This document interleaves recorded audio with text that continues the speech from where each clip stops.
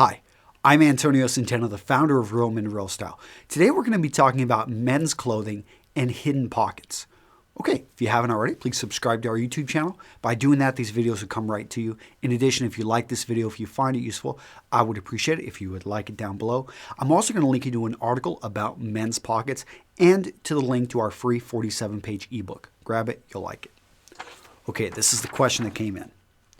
My friend used to be a costumer for the film industry, and he told me that in days past, men's jackets, uniforms, all of that stuff used to have pockets in the tail of the jacket, right around the small of the back.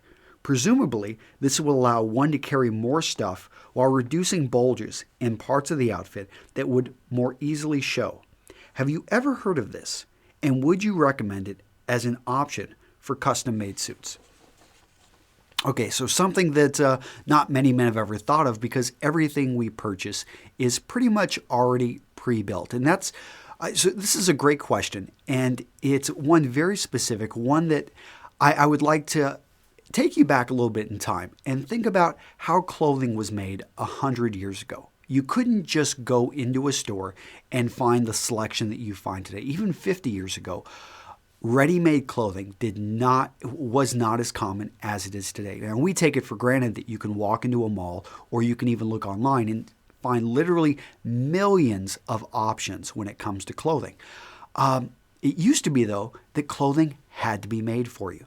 And most men who couldn't afford a tailor, which is most men, they actually would have it handmade at home. So your wife, yourself, men knew how to sew. It was something that was expected, something that we did as, just people that needed clothing, and we used better materials because what we had, we would repair again and again.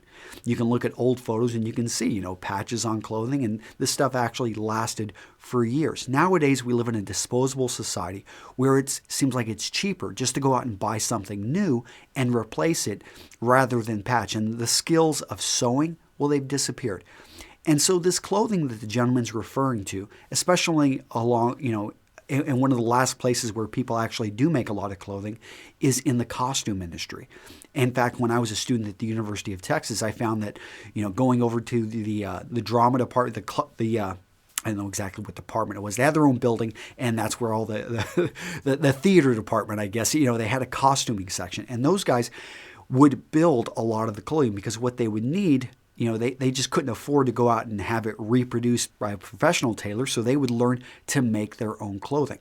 And so nowadays, whenever you see an old-time movie being made, one that's being made, let's say the year 2012, but it's supposed to reflect 1912, a lot of that clothing you see in the movie was actually made for that movie or picked up in thrift stores. But normally, you'll have someone doing the history research if they got a big enough budget, and they will find some tailors and seamstresses to make the clothing. Now, what does this have to do with pockets? Well, if your clothing was made for you, you could choose to put pockets anywhere.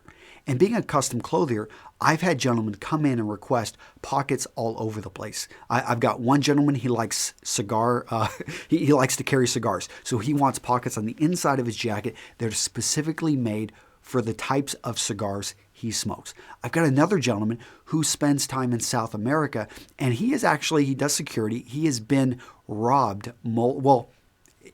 let's just, without going into it in too much detail, let's just say he likes to have hidden pockets on his clothing, because whenever he is searched, they don't take his clothing, but they oftentimes do empty out his wallet and take his entire wallet. So he wants to have hidden places on his body where he can, let's just say keep an extra $50, $100 so that he doesn't have to walk back home. Okay, so the quick answer is, this pocket that he's talking about in the small of the back, I haven't had anyone request. But looking at that area, that would be a fine place to actually have something. But it's not going to be really easy to reach. But I can see why you would want to fill up that space, because the limitations of where you can put a hidden pocket are really going to be the lines of the jacket and the type of fit that you have and the skill of the tailor or seamstress putting it in. So I've put in hidden pockets right over here on the arm. I've put them in on the inside. I like to have even hidden pockets down at the bottom end of the jacket to add a little bit of weight to the bottom. So a quick trick to, to have a little pocket down here where you can keep a coin or a weight if I'm making a jacket that's going to be for concealed carry and I don't want it to blow open. So little places like that, I put hidden pockets if necessary, if a client requests. On off-the-rack clothing, though, you're not going to see any of these little hidden pockets. It's something that's an extra cost. To put in a pocket it takes a bit more time, usually takes a bit more material, and that costs money, so they try to streamline things. So what I think, to answer his question, that's a good idea for a custom jacket. If you're going to use it, if you're going to find it useful, yes. And if the man or woman making you the clothing is skilled, because what you don't want to do is put a hidden pocket somewhere that actually pulls away from the lines of the jacket and the way it hangs on the body. So that's my quick summary of hidden pockets. I like them. Oh, another hidden pocket that I love to put on my clothing is anytime anyone gets a pair of trousers made with me, I like to have a hidden pocket that just right over here that you can only access from the top of the trousers. I do this, I call it my pickpocket pocket, in the sense you can put a credit card, maybe a little bit of cash in there, and you tighten a belt around it, and no one's going to be able to find that stuff, versus they can put their hands in your pockets if you're on a crowded subway or transportation. Anyone that's been pickpocketed knows how knows how that stuff goes.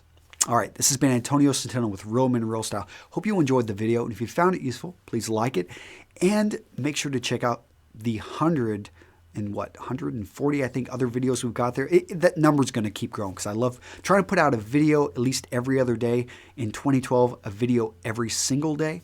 So stay tuned for more, and I'll see you in the next video. Bye-bye.